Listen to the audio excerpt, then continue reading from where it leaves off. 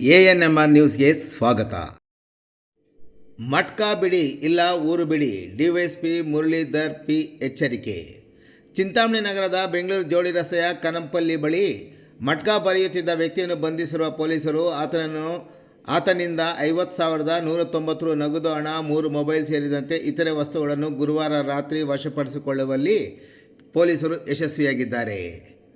ಚಿಂತಾಮಣಿ ಉಪವಿಭಾಗದ DYSP Muralidhar P ರವರಿಗೆ ಸಿಕ್ಕ ಖಚಿತ ಮಾಹಿತಿಯ ಮೇರೆಗೆ ಗ್ರಾಮಾಂತರ ಪೊಲೀಸ್ ಠಾಣೆಯ ಇನ್ಸ್ಪೆಕ್ಟರ್ ಶಿವರಾಜ್ ಎಸ್ ಮತ್ತು ಸಿಬ್ಬಂದಿಯೊಂದಿಗೆ ರಾತ್ರಿ 7:30 ಗಂಟೆ ಸಮಯದಲ್ಲಿ ಕನಂಪಲ್ಲಿ ಸರ್ಕಲ್ ಬಳಿ ಮಟ್ಕಾ ಜೂಜಾಟದ ಅಂಕಿಗಳನ್ನು ಬರೆಯುತ್ತಿದ್ದ ಮತ್ತು ಅಲ್ಲಿದ್ದವರ ಮೇಲೆ ದಾಳಿ ನಡೆಸಿದಾಗ ಕೆಲವರು ಪರಾರಿಯಾಗಿದ್ದು, ಮಟ್ಕಾ ಬರೆಯುತ್ತಿದ್ದ ಆಸಾಮಿ ಕನಂಪಲ್ಲಿ ಬಡಾವಣೆಯ ಓಂಶಕ್ತಿ ದೇವಾಲಯದ ರಸ್ತೆಯಲ್ಲಿರುವ ಅಶ್ವಥ್ ಕಟ್ಟೆಯ ಬಳಿಯ 32 ವರ್ಷದ ಆರ್ ಜಗನ್ನಾಥ್ನನ್ನು ಬಂಧಿಸುವಲ್ಲಿ ಯಶಸ್ವಿಯಾಗಿದ್ದಾರೆ.